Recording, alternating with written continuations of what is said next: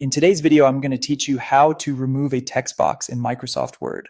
Whether you're editing a document and want to clean up your layout, or you've just realized that a text box is no longer needed, removing it is a straightforward process.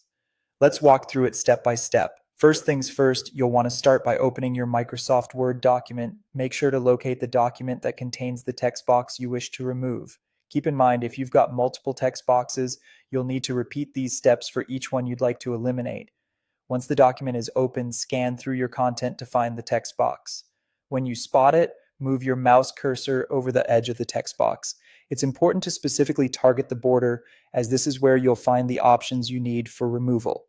The border might be a thin line surrounding the text box, and when you hover over it, your cursor should change, indicating that you're in the right spot.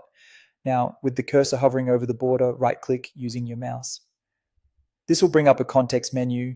If you're new to Microsoft Word or haven't used these menus frequently, they might seem a bit daunting at first. They appear as soon as you right-click and provide a host of options relevant to the object you're interacting with, in this case, the text box. In the context menu, look for the option labeled Cut. It's usually represented by an icon of scissors.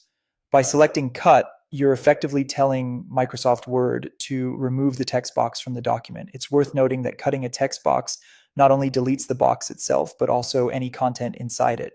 So be sure you no longer need any of the words or images contained within or have saved them elsewhere.